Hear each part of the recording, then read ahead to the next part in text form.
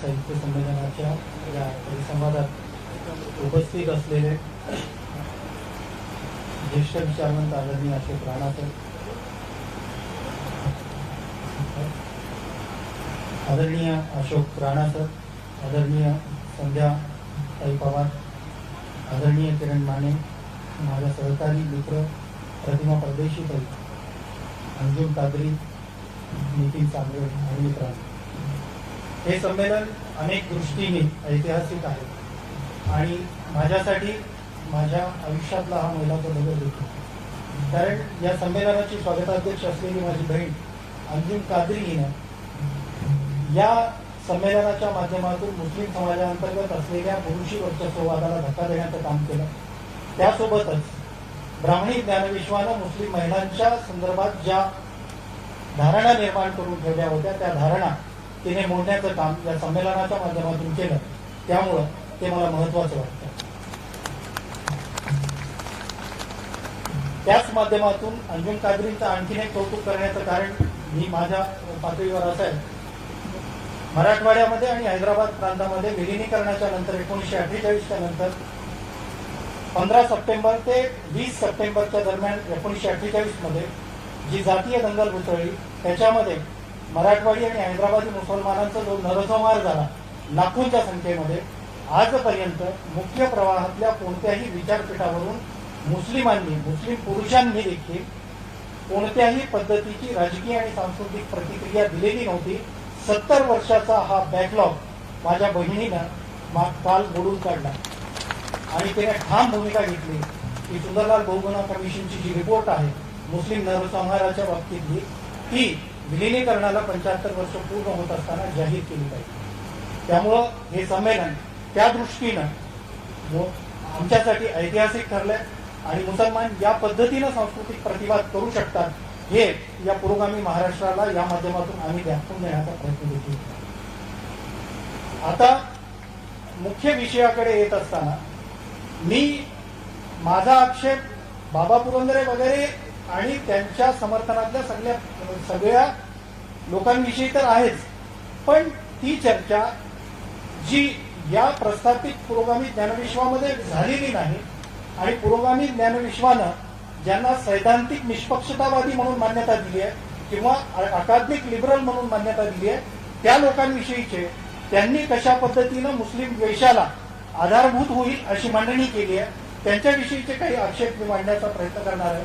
मुस्लिमांचा इतिहास लिहिताना, मुस्लिमांविषयी बोलताना, मुस्लिम महापुरुषांविषयी मांडणी करताना आधार कोणत्या साधनांचा घेतला जातो आणि ती साधनं कोणती आहेत आणि कशा पद्धतीनं ती चर्चा पुढे रेटली जाते त्याची 2-4 उदाहरणं मी तुम्हाला सांगतो. मुस्लिम समाजाविषयी आणि मुस्लिम महापुरुषांविषयी जी चर्चा पुरोगाम्यांच्या आणि प्रतिगाम्यांच्या पुढ्यात टाकली जाते आणि त्या चर्चेवर दोन्ही ज्ञानविश्वांकडून जी समांतर चर्चा घडवली जाते त्याच्यातले काही मुद्दे मी तुम्हाला अधोरेखित करतो. मागे टिपू सुलतान यांच्याविषयी एका प्रसिद्ध वृत्तवाहिनीनं एक क्लिप प्रसारित केली आणि त्या क्लिपमध्ये त्यांनी दावा केला की मेलुकोटा गावामध्ये टिपू सुलतान यांनी सन 1745 मध्ये 5000 अयंगार ब्राह्मणांची हत्या केली. सन नीट लक्षात घ्या. त्या न्यूज क्लिपमध्ये म्हटलं जातं की सन 1745 मध्ये टिपू सुलताननी 5000 अयंगार ब्राह्मणांची हत्या केली. साधी बाब आहे, विकिपीडियावर माहिती उपलब्ध आहे. टिपू सुलतानचा जन्म 10 नोव्हेंबर 1750. जी व्यक्ती 1750ला जन्मली ती जन्माच्या 5 वर्ष आधी 5000 अयंगार ब्राह्मणांची हत्या कशी करू शकते? नंबर 1. नंबर 2, सावरकर नावाचे एक महान गृहस्थ आपल्या इथे आहेत महाराष्ट्रामध्ये, अद्यापही ते जिवंत आहेत. त्याच्या पुस्तकांच्या माध्यमातून त्यांनी 6 सोनेरी पाने नावाचं पुस्तक लिहिलंय. त्या पुस्तकामध्ये सावरकर टिपू सुलतान विषयी एक प्रकरण लिहितात. त्या प्रकरणाचं नाव हिंदू प्रपीडक क्रूर कर्मा टिपू सुलतान. या पुस्तकामध्ये हे प्रकरण सावरकरांनी लिहिलंय. त्याच्यामध्ये त्यांनी अनेक दावे केले. टिपू सुलताननी लक्षावधीच्या संख्येनं हिंदू स्त्रियांना पाठवलं, भटकीन बनवलं आणि हिंदू पुरुषांची सुनता केली वगैरे वगैरे सगळे आरोप आहेत. आणि त्या आरोपांच्या समर्थनामध्ये त्यांनी दाखले काय दिले तर सावरकर त्यांच्या पुस्तकामध्ये म्हणतात की मी हे काही वरवरचं लिहिलेलं नाही, हे जे काही तर्क मांडलेत, हे जे काही तत्व मांडलेत ते काय हवेत तरंगणारे नाही आहेत, त्याला मी भक्कम असे पुरावे दिलेले आहेत.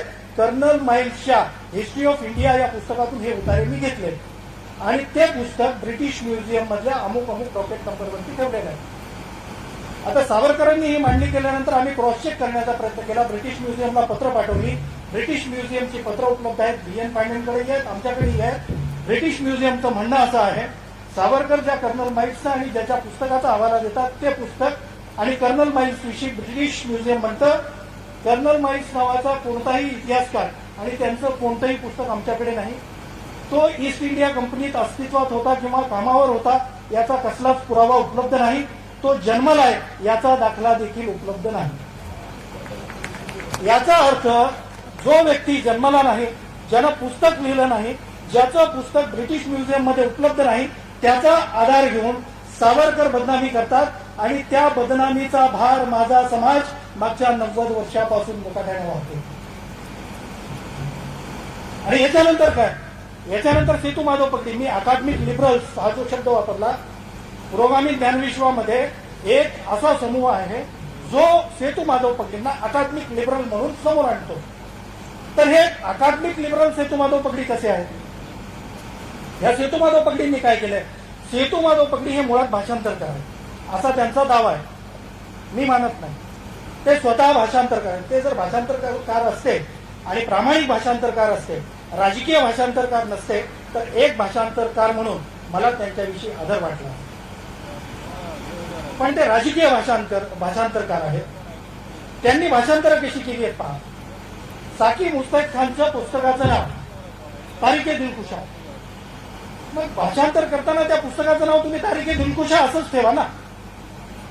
सेतू माधव पगडी भाषांतर करताना त्याला नाव देतात मराठ्यांचे स्वातंत्र्य संग्राम.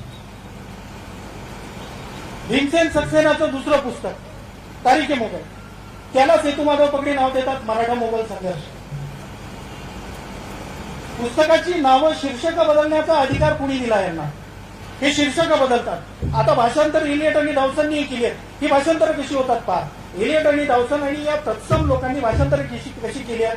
हे लोक भाषांतर कसं करतात? उदाहरणादाखल सांगतो. हे लोक भाषांतर करताना सन 1658 1 जानेवारीची घटना नोंदवतात. त्याच्यानंतर ते थेट मार्च महिन्यातली घटना नोंदवतात. त्याच्यानंतर थेट ऑक्टोबर महिन्यातली घटना नोंदवतात. त्याच्यानंतर ते पूर्ण वर्ष संपतं आणि दुसऱ्या घटना नसतात. आता याच्यामध्ये एक घटना नोंदवलेली आहे अशाच एका भाषांतरामध्ये. त्या भाषांतरामध्ये काय म्हटलंय पहा. त्या भाषांतरामध्ये जी घटना नोंदवली आहे ती घटना अशी आहे.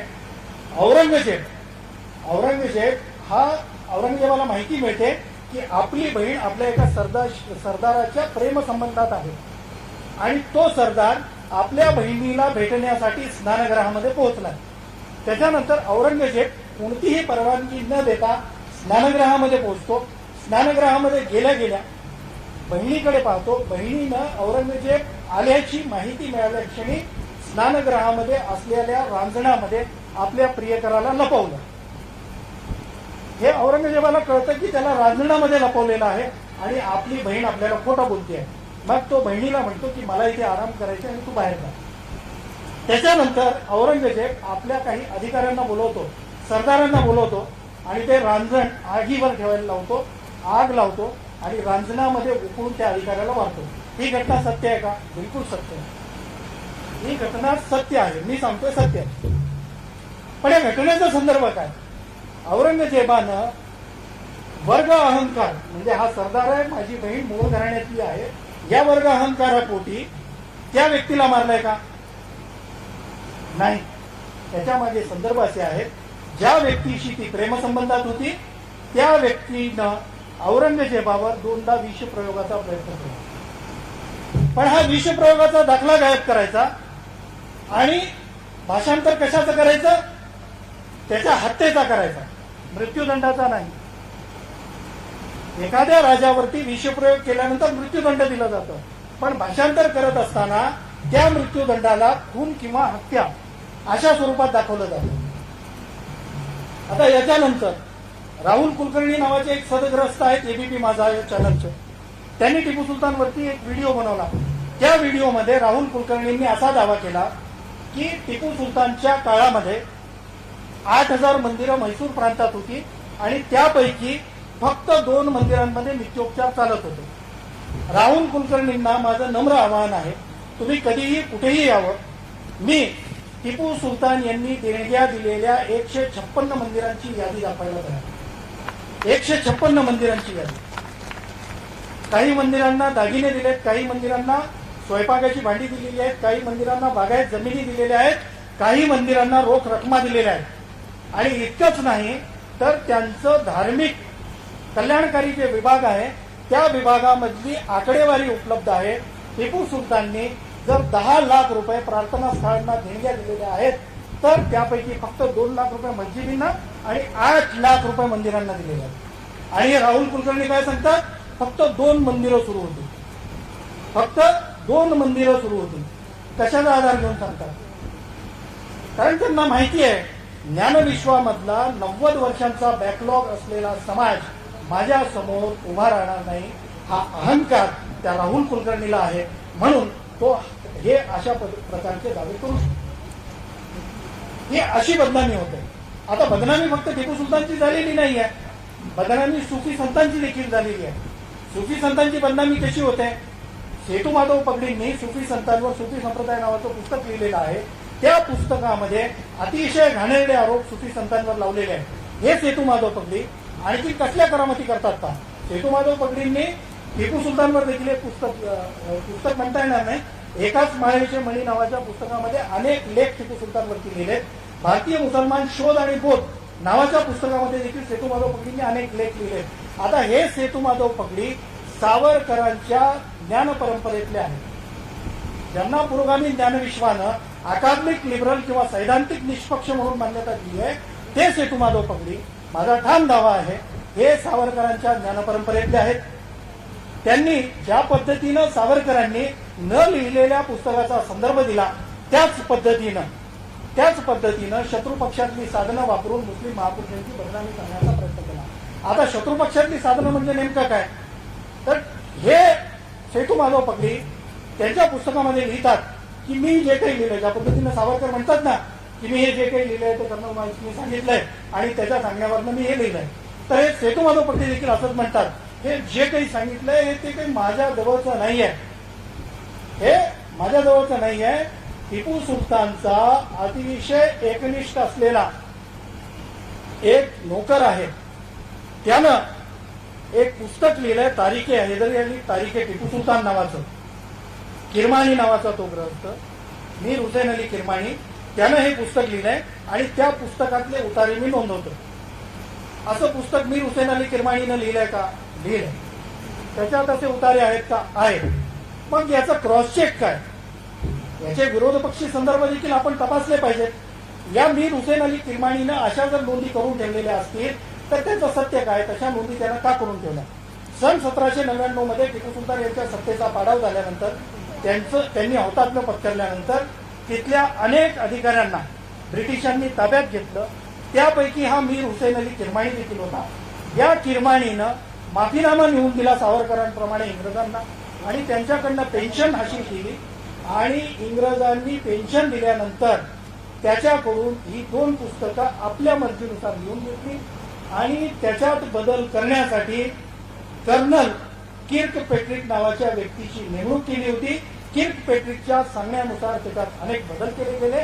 ते सगळे उतारे जे इंग्रजाच्या मर्जीने, इंग्रजांच्या राज्याच्या हितासाठी मीर हुसेन अली किरमाणी या गद्दारानं लिहिले, ते सगळे उतारे सेतू माधव पगडी एकाच माळेचे मणी आणि मुसलमान शोध आणि बोध या पुस्तकामध्ये मांडतात. जर मीर हुसेन अली किरमाणीचे उतारे प्रमाण मानायचे असतील शत्रुपक्षातले, तर माझा सेतू माधव पगडींच्याच पुस्तकामध्ये अनेक ठिकाणी दावा आहे शिवाजी महाराजांच्या. ते म्हणतात की शिवाजी महाराजांचा इतिहास लिहित असताना आपल्याला प्रचंड चणाक्ष पद्धतीनं ते लिहिलं पाहिजे, कारण मुघलांची साधनं ही शिवाजी महाराजांच्या विरोधात आहेत. शिवाजी महाराजांचा इतिहास लिहिताना तुम्ही मुघलांची साधनं, शत्रुपक्षाची साधनं प्रमाण मानत नाही आणि मुसलमानांचा इतिहास लिहिताना मात्र शत्रुपक्षाची सारी साधनं एक्झॅक्ट प्रमाण कशी मानतात? जे टिपू सुलतानच्या बाबतीत तेच सुफी संतांच्या बाबतीत. मौलवी नूरुल्ला नावाचे एक ग्रस्त आहेत, ते सुफी संप्रदायाच्या विरोधात होते. त्यांनी सुफी संतांच्या विरोधामध्ये 17व्या शतकामध्ये प्रचंड लिखाण केलं. ते कसे नालायक आहेत, ते कसे सत्तेचे चाटुकार होते, त्यांनी बादशाहच्या चरणी कशी निष्ठा वाहिली होती, हे सगळं त्या मौलवी नूरुल्लाने त्याच्या पुस्तकामध्ये लिहिलं आणि ते सगळे उतारे हे असले तथाकथित सैद्धांतिक लिबरल आपल्या पुस्तकामध्ये मांडतात आणि अख्खं पुरोगामी ज्ञानविश्व मागच्या 60-70 वर्षापासून त्या सेतुमाधवच्या विरोधामध्ये दृढ शब्द काढत नाही आणि त्याची ती सैद्धांतिक मुस्लिम द्वेषाची मांडणी पुरोगामी ज्ञानविश्वाकडून प्रमाण मानली जाते. हे किती घातक आहे. दुसरा असाच प्रकार पुरोगामी ज्ञानविश्वाकडून नरहर कुरुंदकरांच्या बाबतीत झालाय. नरहर कुरुंदकरांनी त्यांच्या पुस्तकामध्ये त्यांची पत्र उपलब्ध आहेत. नरहर कुरुंदकरांची निवडक पत्र रणजित देसाईंना लिहिलेल्या काही पत्रांमध्ये त्यांनी जे उल्लेख केलेले आहेत ते किती घातक आणि किती हीन पातळीचे आहेत पहा. त्याच्यामध्ये नरहर कुरुंदकर म्हणतात, शिवाजी ज्यावेळेस ताजमहाल पाहायला गेला त्यावेळेस त्याच्या सौंदर्याला तो भुलला असं देसाई तुम्ही दाखवलेलं आहे. शिवाजी त्या सौंदर्याला भुलला नसेल. शिवाजीला असं वाटलं असेल की अगणित हिंदू कामगारांचं रक्त सांडून हे ताजमहाल उभं राहील. हे पत्रामध्ये लिहिलं आहे. आणि हे फक्त ताजमहालच्या बाबतीत नाही आहे. छत्रपती शिवाजी महाराजांविषयी आणि मा जिजाऊविषयी जेम्स लेननं तर खूप नंतर केलेलं आहे. त्याच्या आधी नरहर कुरुंदकरांनी केलंय. मी अनेकांना पत्र पाठवली आहे. नरहर कुरुंदकरांनी काय लिहिलंय? नरहर कुरुंदकर म्हणतात, रणजित देसाई तुम्ही जिजाऊच्या थाई लिजिडी बेनोचा अहंकार दाखवलेला नाही. लिजिडी बेनो म्हणजे काय? न शमलेल्या कामवासनेचा अहंकार. हे कुणाविषयी लिहिलंय? जिजाऊविषयी. म्हणजे ज्या स्त्रीची कामवासना शमलेली नाही त्या तिच्यामध्ये एक नकारात्मक पुरुषत्व विकसित होतं आणि त्या नकारात्मक पुरुषत्वातून ती जे काही तथाकथित कर्तृत्व दाखवते ते न शमलेल्या कामवासनेचा आविष्कार असतो. 70 वर्ष केला नाही ताई. आणि हेच नरहर कुरुंदकर जे जिजाईविषयी बोलतात ते मौलाना आझादांविषयी काय बोलतात? जिजाऊ सारख्या बहुसंख्याक समाजातल्या आलेल्या प्रतिकाविषयी ते जर असं बोलत असतील तर मुसलमान हे तर कसफटा समान आहेत. कारण त्यांचं ज्ञानविश्वातलं प्रतिनिधित्व शून्यावर आहे. कुणी बोलतच नाही. तर ते त्यांच्याविषयी काय म्हणतात? मौलाना आझाद हे राष्ट्रीय नेते. त्यांच्याविषयी काय बोलतात? मौलाना आझाद आणि तत्सम राष्ट्रीय मुसलमान हे बिनशेपटीचे अत्यंत जहरीले वळवळणारे प्राणी आहेत. किंबहुना ते इतिहासातल्या अबूबकर आणि उमरचे वंशज. हे निष्पक्ष पुरोगामी, हे सैद्धांतिक लिबरल हे अशी मांडणी करतायत आणि त्याला मान्यता दिली जाते. आणि हे फक्त विचारवंतांकडून विद्वानांकडून घडलेलं नाहीये. ज्या राजकीय पक्षांना पुरोगामी समाजवादी गैरब्राह्मणी म्हणून मान्यता दिली गेली त्यांच्या काळामध्ये काय घडलं?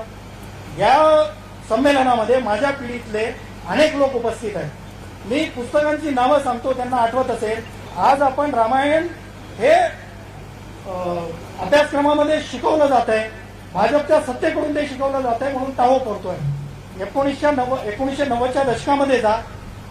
इथे बसलेल्या अनेकांना माहीत असेल बालभारतीनं छान छान गोष्टी नावाचं पुस्तक शाळांमधून शिकवलं. त्या छान छान गोष्टीमध्ये A to Z सगळ्या रामायणाच्या कथा होत्या. रामायण काँग्रेसच्या काळामध्ये बालभारतीनं शिकवलं. भाजपच्या काळात शिकवलेलं नाही, आता शिकवलं जात आहे. आहेत ना इथे शिकलेले 90च्या दशकातले. छान छान गोष्टी नावाचं पुस्तक शिकलंय. शबरीची बोरं नावाचं प्रकरण शिकलोय मी. हे सगळे शिकून मोठे झालेली ही पोरं. आणि यांच्याकडून आज पुरोगामी ज्ञानविश्वाकडून अपेक्षा केली जाते की ही पोरं जे रामायण शिकून महाभारत शिकून मोठी झाली आहेत त्यांनी संविधानाची लढाई लढली पाहिजे. अहो हा आरएसएसचा केडर आहे. आरएसएसनं प्लॅन करून अभ्यासक्रमाच्या माध्यमातून ही पिढी घडवली. आणि मी कितीतरी पुस्तकं तुम्हाला दाखवू शकतो. आताही अनेक पुस्तकं मी आणणं विसरलो इथे. कितीतरी पुस्तकं दाखवू शकतो. तुम्ही क्रोनॉलॉजी समजून घ्या. इतिहासाच्या अभ्यासक्रमांमध्ये बालभारतीनं जे इतिहासाचं पुस्तक बनवलं त्या पुस्तकामध्ये शिवाजी महाराजांचा इतिहास शिवकालीन महाराष्ट्र नावाचं जे पुस्तक होतं त्या पुस्तकामध्ये पहिलं चित्र ज्यावेळेस लहान मुलांचं सबकॉन्शियस विकसित होत असतं, नेहमी विकसित होत असते, जाणीवा घडत असतात, त्या काळामध्ये त्या बालमनासमोर शिवाजी महाराजांची कोणती प्रतिमा उभी केली? शिवकालीन महाराष्ट्र नावाच्या पुस्तकामध्ये पहिलं पान उघडा, शिवाजी महाराज रायरेश्वराच्या मंदिरामध्ये बोट कापून शपथ घेतानाचा फोटो. याचा अर्थ बालभारती असं दाखवत आहे की या संस्कृतीसाठी शिवाजी महाराजांनी शपथ घेतली आणि या ब्राह्मणी संस्कृतीचा ते लढा लढत होते. आणि कुणाविरोधात लढत होते? तात्काळ दुसरा फोटो अफजल खानाचा फोटो. क्रोनॉलॉजी बघा, एका संस्कृतीचं प्रतिनिधित्व शिवाजी महाराजांना दिलं आणि दुसऱ्या संस्कृतीच्या विरोधात उभं केलं. आणि कुणाच्या माध्यमातून उभं केलं? मध्ये दादोजी कोंडदेवांचा फोटो. आणि त्याच्यानंतर शाहिस्ते खान, त्याच्यानंतर औरंगजेबाच्या दरबारामध्ये शिवाजी महाराज उभे राहिलेले. आणि त्याच्यानंतर गागा भट्ट, म्हणजे ब्राह्मणी प्रमाणीकरण पुन्हा इथे. गागा भट्ट शिवाजी महाराजांचा राज्याभिषेक करतो.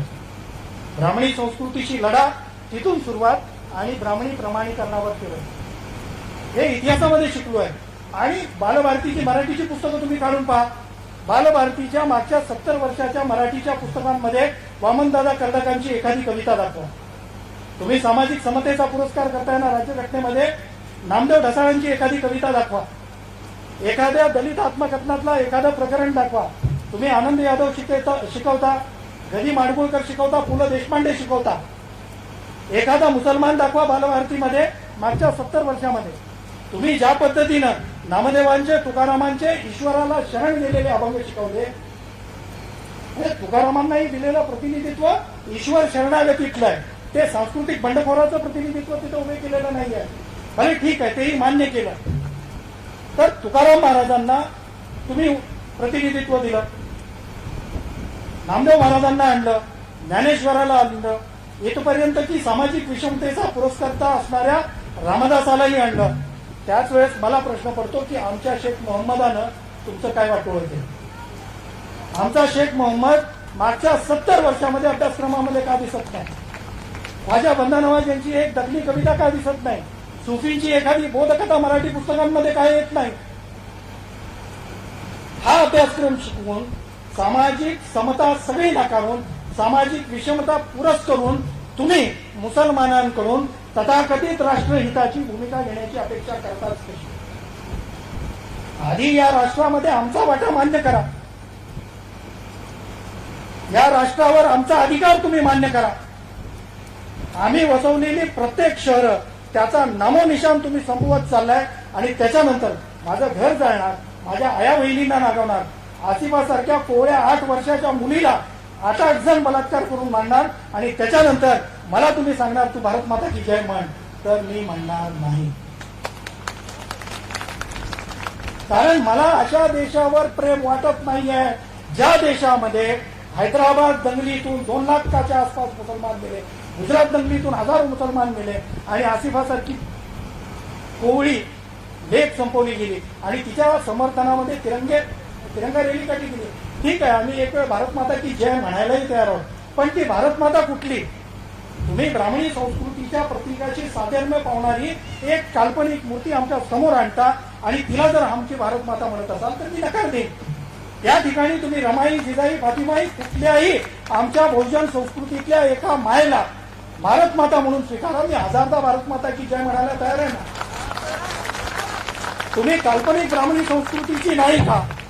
ज्या ब्राह्मणी संस्कृतीला नाकारून माझ्या बापजाद्यांनी इस्लामचा कलमा पडला, तीच ब्राह्मणी संस्कृती भारत माताच्या रूपानं मी माझ्या मानगुटीवर बसवून घेणार नाही, कधीच बसवून घेणार नाही.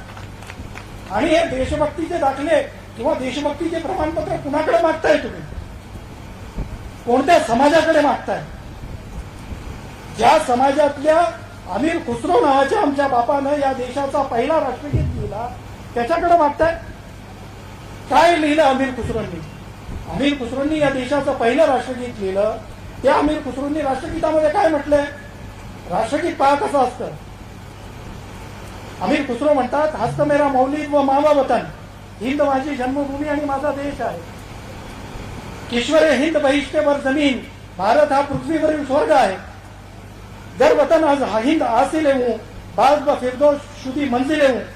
याचा अर्थ असा आहे, एखादा प्रियकर 1000 वर्ष आपल्या प्रियसीपासून वेगळा राहिल्यानंतर तो पुन्हा प्रेयसीला भेटल्यानंतर त्याला जितका आनंद होतो तितकाच आनंद भारताबाहेरून भारतात परतल्यानंतर मला होतो. याच्यानंतर काय म्हणतात अमीर खुसरो, दीज रसूल अहमद आहे कोई जिमारा दिन, भारतावर प्रेम करणं हा माझ्या धर्माचा भाग आहे.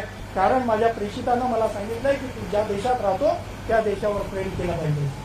आणि त्याच्यानंतर अमीर खुसरो काय म्हणतात पहा, त्याच्यानंतर अमीर खुसरो म्हणतात, बरू शुद्ध दुई अज सरे तुर्क व हिंदू के हिंदुस्तान बा खुरासा यकेकूत. अमीर खुसरो म्हणतात भारत हा माणसांचा देश आहे, त्याला माणसांचा राहू द्या, त्याच्यामध्ये हिंदू आणि मुसलमान अशा भेदाच्या भिंती उभ्या करू. भारताचा असा गौरव मागच्या 600 वर्षांमध्ये कुणीच केला नसेल. भारताला माणसांचा देश म्हणणं हे भारतासाठी सगळ्यात मोठे गौरवाचं आहे. आणि या अमीर खुसरोच्या समाजाला कोण सांगतात देशभक्ती सिद्ध करायला? संत श्रेष्ठ तुकाराम महाराजांचे वंशज सदानंद मोरे उंबरठा नावाच्या पुस्तकामध्ये लिहितात, कोण सांगतायत आम्हाला देशभक्ती सिद्ध करण्यासाठी, कोण सांगतायत राष्ट्रनिष्ठा सिद्ध करण्यासाठी, कोण सांगतायत? सदानंद मोरे उंबरठा नावाच्या पुस्तकामध्ये लिहितात, ज्यावेळेस हा राष्ट्र उभा राहत होता, ज्यावेळेस ब्रिटिशांच्या जुलमी सत्तेविरोधात संघर्ष सुरू होता, त्यावेळेस पुण्यातल्या ब्राह्मणांना असं वाटत होतं की ब्रिटिशांची सत्ता अबाधित राहिली पाहिजे आणि त्यांच्या विरोधातला हा संघर्ष बंद झाला पाहिजे. म्हणून त्यांनी नवनव्या अफवा पसरवायला सुरुवात केली. हे मी लिहिलेलं नाहीये, माझा दावा नाहीये, सदानंद मोरे सांगतायत उंबरठा नावाच्या पुस्तकात. ते म्हणतात की पुण्यातल्या ब्राह्मणांनी हा संघर्ष सगळा संपवण्यासाठी अफवा जन्माला घातली. काय अफवा जन्माला घातली? तर पुण्यामध्ये पत्रकं वाटली गेली आणि त्या पत्रकात लिहिलं गेलं की ज्या व्हिक्टोरिया राणीच्या विरोधात तुम्ही लढताय ती व्हिक्टोरिया राणी ही व्हिक्टोरिया राणी नसून पुराण कथेतल्या विकोटवती देवीची वंशज आहे, तिच्या विरोधात लढणं धर्मद्रोह आहे. आणि हे सांगतात आम्हाला देशभक्ती सिद्ध करायला. आणि एवढं सांगून ते थांबले नाहीत. त्याच्यातल्या काही लोकांनी दुसरी अफवा पसरवली. सदानंद मोरेच लिहितात, त्याच्यातल्या काही लोकांनी दुसरी अफवा पसरवली. त्यांनी म्हटलं नाही, नुसतं विकोटवती देवीचे वंशज नाही आहेत, आम्ही डेक्कनच्या पुलावरून मुळा नदीत अंघोळ करणाऱ्या नागड्या इंग्रजांना पाहिलंय, ते हनुमानासारखे लाल दिसतात, ते हनुमानासारखे लाल दिसतात आणि काहींच्या ढोंगामध्ये शक्तीसारखं अवयव देखील आहे. याचा अर्थ ते हनुमंताचे वंशज आहेत. मी हनुमंताचा अपमान करत नाहीये, जे संदर्भ आहेत ते मांडतो. सदानंद मोरेंनी सांगितलेले संदर्भ सांगतो. आणि हे असे लोक मला सांगतायत, अशा लोकांनी आणि यातल्या काही टार्गेटांना आपण पुरोगामी ज्ञानविश्वातून अकादमिक लिबरल म्हणून मिरवतोय मागच्या 50 वर्षापासून आणि त्याला कुणी तडा देत नाही. मी मागे नरहर कुलकर्ण्यांवरती चिकित्सा करणारं लिखाण लिहिलं तर माझी बाजू दोघांनी घेतली, दत्तप्रसाद दाभोळकर वगैरेंनी घेतली आणि मला सगळ्यात जास्त त्रास पुरोगामी भावंडांनी दिला. म्हणजे व्यवस्था ही आम्हाला मुक आणि बहिरं करण्याची व्यवस्था ही फक्त ब्राह्मणी संस्कृतीनंच लादलेली नाही आहे. आम्हाला समजून घ्यायला आमचे पुरोगामी भावंड देखील तयार नाही आहेत. ते त्यांच्या निकषावर मुसलमानांना सांगतात तुम्ही असंच बोललं पाहिजे, मुसलमान महिला मस्जिदीत जात नाही याच्यावरच तुम्ही बोललं पाहिजे, 3 तलाकवरतीच बोललं पाहिजे, बुरख्यावरतीच बोललं पाहिजे. या प्रश्नांच्या पुढं माझा समाज, माझ्या समाजाचा इतिहास, माझं जगणं नाही आहे का? माझ्या जगण्यामध्ये वेदना नाही आहेत का? याच्या पलीकडे दुसरं काही नाही आहे का? आज माझ्या समाजातल्या अनेक तरुणांना काहीही न सांगता, कोणतंही कारण न देता तुरुंगामध्ये डांबलं जातं. त्यावेळेस हू की चू केलं जात नाही. आणि हे काही फक्त भाजपच्या काळात घडलेलं नाही आहे. असीमानंदाचं माझ्याकडे एक पत्र आहे, ते पत्र मी इथे वाचून दाखवतो आणि थांबतो. असीमानंद कोण आहे? हा असीमानंद मालेगाव बॉम्बस्फोटातला, मक्का मस्जिद बॉम्बस्फोटातला. आता मक्का मस्जिदमध्ये हैदराबादच्या बॉम्बस्फोट झाले. बॉम्बस्फोट झाल्यानंतर पूर्वी पारधी समाजातल्या आमच्या भावंडांना कुठेही चोरी झाली, आरोपी मिळाला नाही की पारधी वस्तीमध्ये जायचं, 4-2 पारधी भावंडांना पकडायचं आणि त्यांच्यावर मन मानेल तितके गुन्हे लादायचे, हे सुरू होतं. आता ते मुसलमानांच्या बाबतीत घडतंय. 7:55 बॉम्बस्फोट होतो 8 वाजता वृत्तवाहिन्यांवर न्यूज येते, याच्यामध्ये लष्कर तोयबाचा हात आहे. 5 मिनिटांमध्ये जिथं सीबीआय पोहोचत नाही, जिथे आयबी पोहोचत नाही, जिथे रॉ पोहोचत नाही, तिथे न्यूज चॅनल पोहोचतात. या तपास यंत्रणांनी आधी या न्यूज चॅनलची चौकशी केली पाहिजे की बाबा या 5 मिनिटांमध्ये तू तथ्य कसं मांडलंस. हे एका समाजाविषयी बहुमत तयार करण्याचं काम करतायत. या समाजाला आरोपीच्या पिंजऱ्यात उभं करण्यासाठीचं सामाजिक बहुमत घडवण्याचं काम वृत्तवाहिन्यांनी मागच्या 20 वर्षामध्ये बेमालूम पद्धतीनं केलं आणि ते आपण मान्य केलेलं आहे. तर हा असीमानंद ज्यावेळेस चंचलगुडा जेलमध्ये होता त्यावेळेस कलीम नावाचा मुसलमान समाजातला एक पोरगा तो त्याची सेवा करत होता. दररोज त्याचे पाय दाबायचा, त्याचे डोके दाबायचा, त्याचे हात चेपायचा. तर एके दिवशी त्या कलीमला असीमानंदांनी विचारलं की बाबा रे, तू माझं डोकं चेपतोय, हात दाबतोय, माझी सेवा करतोय, मला बुजुर्ग म्हणतोय, तू इतका चांगला चारित्र्याचा मुलगा आहे आणि तुला का पकडलाय. तर कलीमने म्हटलं की मला मक्का मस्जिद ब्लास्टमध्ये अरेस्ट केलंय. असीमानंद चमकला. म्हटलं तुला कसं काय अरेस्ट केली. ते ब्लास्ट तर मी केले. ते ब्लास्ट तर मी केलेत, तुला कसं काय पकडलंय. नाही नाही म्हणे, मला पकडलंय, मी मुसलमान आहे. मग असीमानंदचा अंतरात्मा जागृत झाला. संघाच्या लोकांचा अंतरात्मा खूप लवकर जागृत होता. 20 वर्षांनी मोदींचा जागृत झाला होता. पुत्रही आलं तरी ते काहीतरी विधान केलं. तर या असीमानंदाचा आत्मा जागृत झाला आणि या असीमानंदानं पत्र लिहिलं. कुणाला. राष्ट्रपती प्रतिभाताई पाटलांना पत्र लिहिलं. 20 डिसेंबर 2010चं पत्र आहे. ते पत्र तहलकामध्ये छापून आलंय. तुम्ही क्रॉस चेक करू शकता. ते पत्र इथे वाचून दाखवतो. स्वामी असीमानंद काय म्हणतोय पहा. स्वामी असीमानंद म्हणतोय, राष्ट्रपति महोदया, मैं स्वामी असीमानंद हूं. मैंने ही समझौता एक्सप्रेस और दूसरी जगहों पर विस्फोट करने के लिए लोगों को तैयार किया था, क्योंकि मैं हिंदू मंदिरों पर हो रहे जिहादी हमलों से नाराज था. मेरी गिरफ्तारी के बाद हैदराबाद जेल में मेरी मुलाकात एक मुस्लिम लड़के कलीम से हुई जो मेरे प्रति बहुत आदर रखता था. मैंने जब उससे उसकी गिरफ्तारी का कारण पूछा तो उसने बताया कि उसे पहले भी मक्का मस्जिद ब्लास्ट के सिलसिले में पकड़ा गया था और बहुत प्रताड़ित किया गया था. इस बात से मेरी अंतरात्मा को झकझोर दिया, बदल दिया. एक आदमी जिसके पास मुझसे घृणा करने के सैकड़ों कारण थे, जो मेरे गुनाहों की सजा भुगत रहा था, वो मेरे प्रति प्रेम रखता. हे राष्ट्रपतींना पत्र लिहून सांगितलं. आणि या कलीम मोहसिनची भारतीय संघराज्यानं माझं भांडण काँग्रेस, राष्ट्रवादी, भाजप असल्या टार्गेट भांडवली पक्षांची नाही आहे. माझं भारतीय संघराज्याला प्रश्न आहे. भारतीय समाजाला मी प्रश्न विचारू इच्छितो की हे पत्र प्रकाशित झाल्यानंतर तुम्ही काय भूमिका घेतली. त्या कलीमशी कोणता व्यवहार केला, त्या मोहसिनशी कोणता व्यवहार केला. जो मोहसिन आयटीचा स्टुडंट होता, त्याला पकडून नेलं, तुरुंगात टाकलं, त्याला त्याच्या घरच्यांना अटकेनंतर त्या गल्लीतनं हाकललं गेलं, सगळं आयुष्य उद्ध्वस्त केलं गेलं त्या कुटुंबाचं. त्याच्यानंतर असीमानंदाचा कबुलीनामा आल्यानंतर किरण रेड्डी जे त्या काळातले आंध्र प्रदेशचे मुख्यमंत्री होते, ते माफीनामा देतात विधिमंडळामध्ये आणि आयटी शिकलेल्या कलीमला म्हणतात, मोहसिनला, की नाही नाही तुझ्याशी आम्ही दुर्व्यवहार केलाय, आता आम्ही तुला रिक्षा चालवायचा परवाना देऊ आणि मोकळं करू. आयटी शिकलेला पोरगा रिक्षा चालवणार आहे. हे घडलंय या देशामध्ये. रफिक झकेरी यांच्या पुस्तकामध्ये पहा, मुंबईच्या दंगलीमध्ये कबुलीनामे स्वतःच्या बायकोची विष्ठा खाऊन घालून घेतले गेले. आरोपीच्या समोर त्याच्या बायकांना, बहिणींना नागडं उभं केलं गेलं आणि त्याच्यानंतर त्यांचे कबुलीनामे घेतले गेले. मी असं म्हणत नाही ते निष्पक्षपाती निर्दोष आहेत.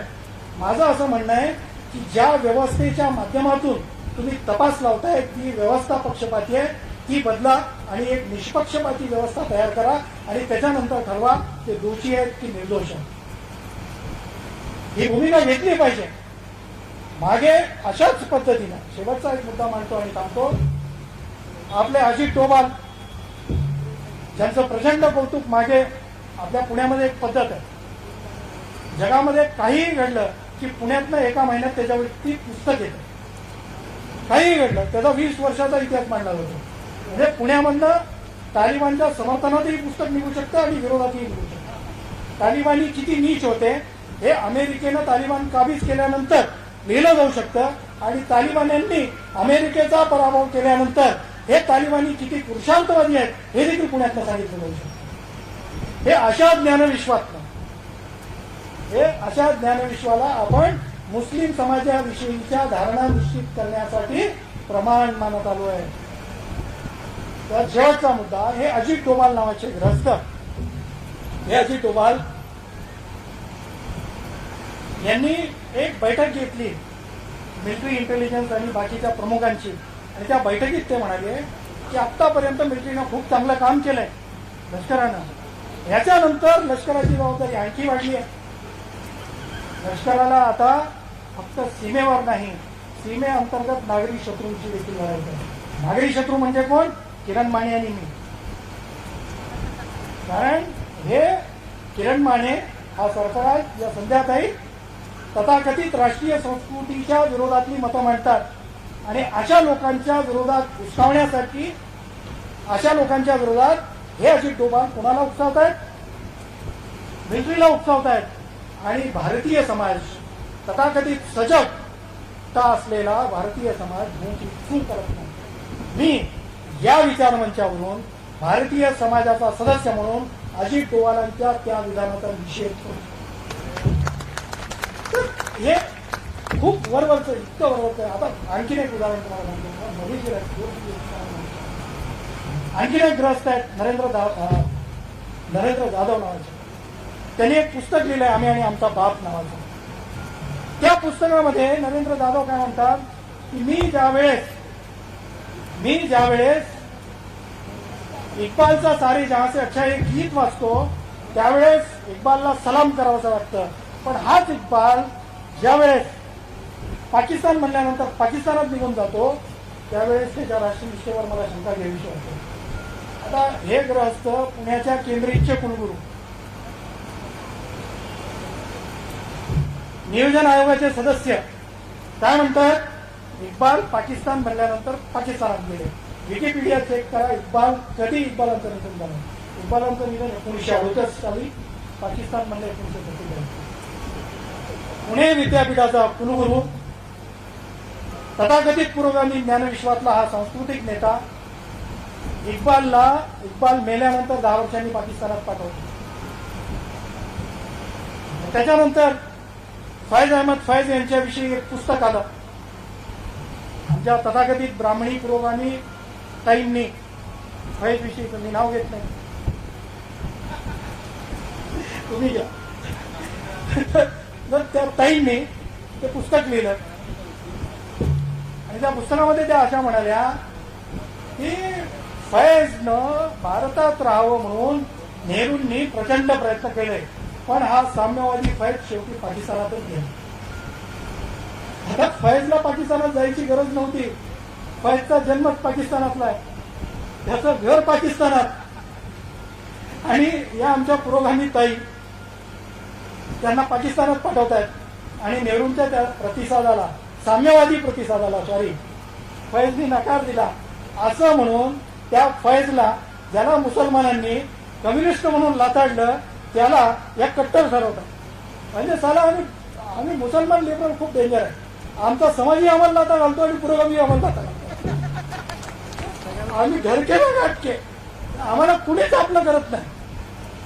जरा मुसलमानांची, आता अंजुम कादरींना स्वागताध्यक्ष केलं सरफराजनं, तर सरफराजला एक मुसलमान बाबा दिसला नाही का म्हणून महाराष्ट्रात जाऊन, आणि अंजुम कादरीच्या भाषणामध्ये औरंगाबाद नामांतराच्या विरोधामध्ये भूमिका घेतली गेली. साला हा सरफराज यानंच केलं गेलं म्हणून लिबरल असणंही मुसलमानांसाठी धोक्याचं आणि मुसलमान म्हणून जगणंही धोक्याचं. हे असं सगळं आमच्याविषयी मागच्या 70 वर्षापासून मांडलं जात आहे, मांडत आहे.